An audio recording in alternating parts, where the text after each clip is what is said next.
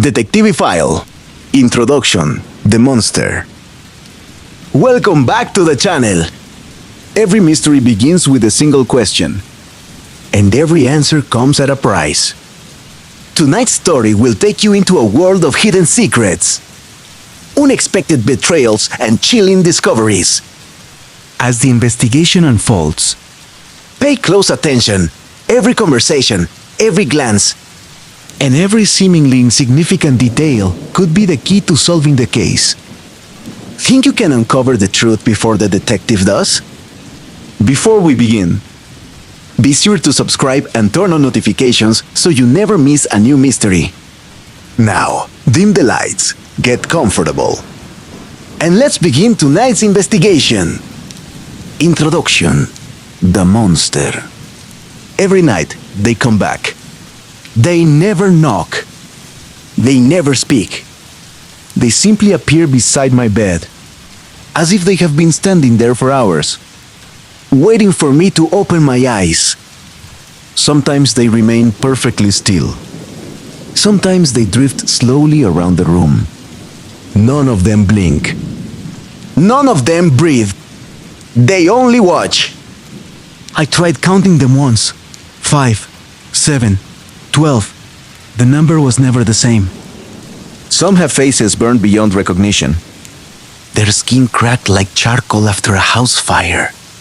Some are missing their eyes. Others carry the wounds that ended their lives across their throats, their chests, and their wrists. A little girl still clutches a faded teddy bear. An old man tries to speak, but half of his jaw is gone.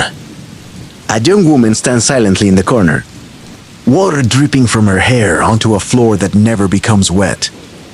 None of them accuse me. None of them ask for help. They simply wait as though they already know something I have forgotten. Years ago, I used to scream.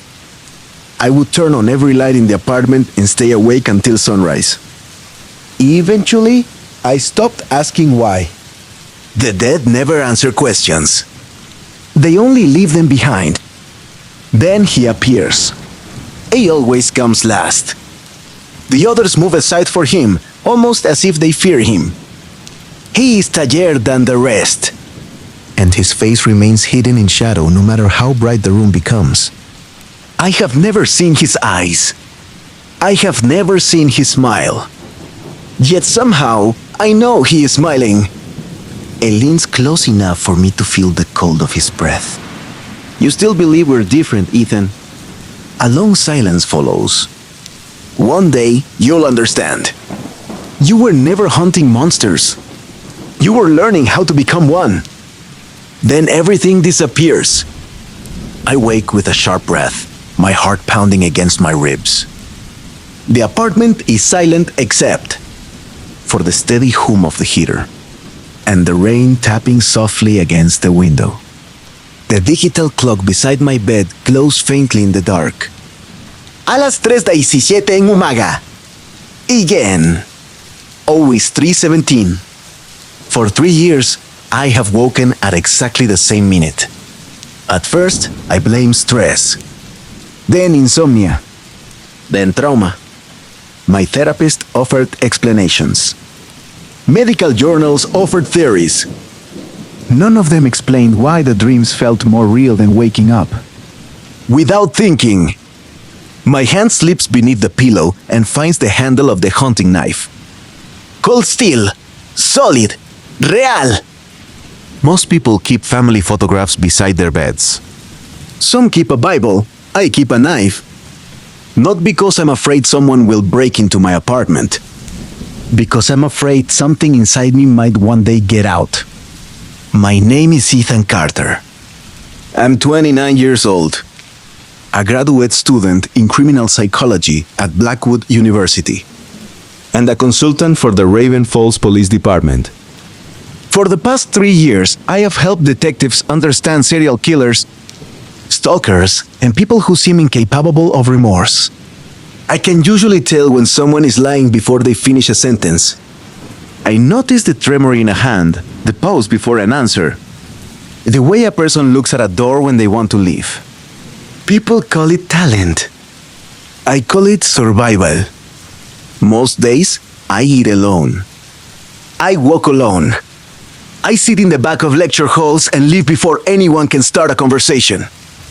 The fewer people who know me, the safer I feel. That sounds arrogant. It isn't. It's fear. Because the more I learn about killers, the more familiar they begin to feel. Their anger, their isolation, their need to control the world around them. Sometimes I catch myself understanding them too easily. And that is the thought that keeps me awake long after the nightmares end. People imagine monsters with red eyes, sharp teeth, and blood-stained claws. Reality is far less comforting. Monsters wear suits. They teach classes. They shake hands. They smile for photographs. Sometimes they investigate crimes.